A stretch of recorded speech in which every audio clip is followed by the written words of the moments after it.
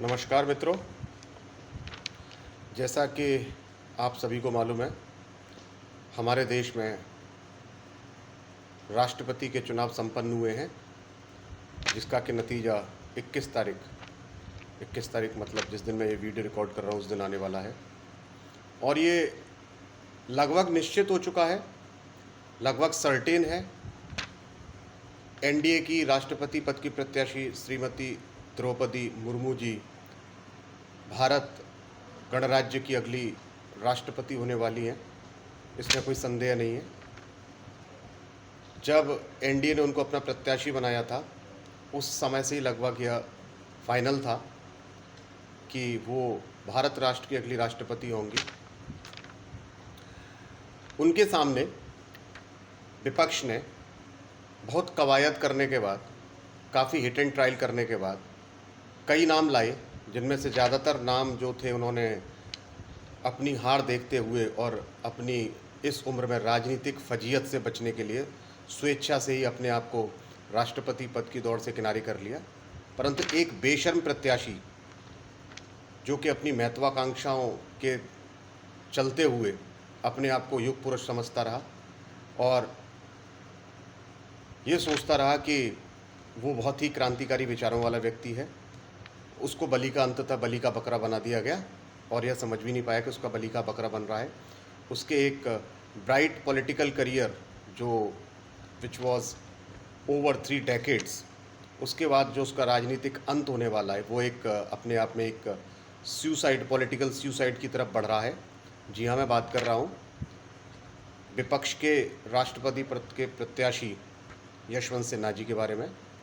अब उनके बारे में बात ही क्या करनी है। जिस तरीके से 2014 के बाद उनको उनकी महत्वाकांक्षा को देखते हुए भारतीय जनता पार्टी ने किनारे लगाया, उसके बाद जिस तरीके से उनके अंदर भारतीय जनता पार्टी के प्रति एक नफ़रत और एक रंजिश उनके अंदर आई, उसी रंजिश के चलते हुए वो भारतीय जनता पार्टी के न सिर्फ राजनीतिक विचारधारा के विरोधी बल्कि धुर विरोधी ममता बनर्जी की पार्टी तृणमूल कांग्रेस को उन्होंने जाके ज्वाइन किया।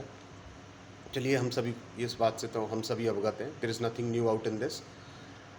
What here I would like to draw the attention is, आज तक राष्ट्रपति चुनाव में किसी प्रत्याशी ने इतने निम्न स्तर का प्रचार, इतने निम्न स्तर का कैरेक्टर शो नहीं किया जैसा कि यशवंत सिन्हा ने किया है।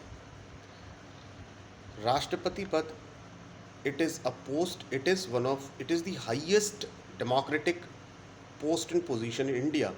और राष्ट्रपति पद का प्रत्याशी हारे या जीते वो एक दूसरी बात है, परंतु उसकी एक गरिमा होती है। there is a dignity if you are going to contest for the post of president of India।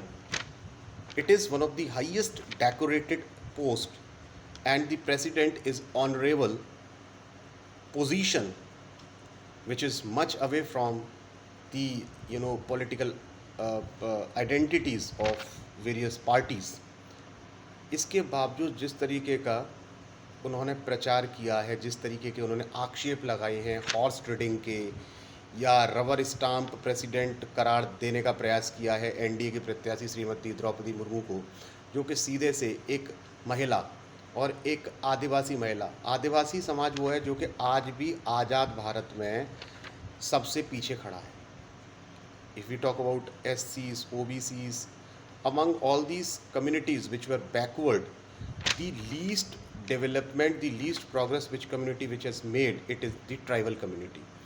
एक आदिवासी महिला को भारत राष्ट्र के राष्ट्रपति का प्रत्याशी बनाने का जो जिस तरीके से उन्होंने विरोध किया, जिस तरीके से माखौल उड़ाया, जिस तरीके से मजाक उड़ाया है, वो इनकी एक कुंठित मानसिकता को दर्शाता है।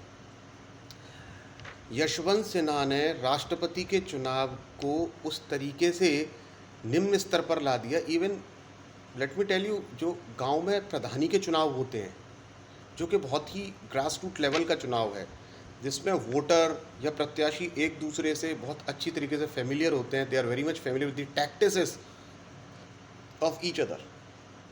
इन spite of that they maintain a dignity. एक मर्यादा होती है, एक डेकोरम होता है। लेकिन यहाँ पर यशवंत सिन्हा की मानसिकता देखिए। तो मैं तो यही कहना चाहता हूँ, इतने निकृष्ट व्यक्ति को मैं समझता हूँ राष्ट्रपति क्या, किसी भी पब्लिक ऑफिस में, किसी भी पब्लिक रिप्रेजेंटेटिव में नहीं चुनना चाहिए जिसको अपनी भाषा और अपनी मानसिकता के ऊपर किसी प्रकार का कंट्रोल और रेगुलेशन नहीं है। और ये तो इलेक्टोरल कॉलेज ने डिफाइन ही कर दिया।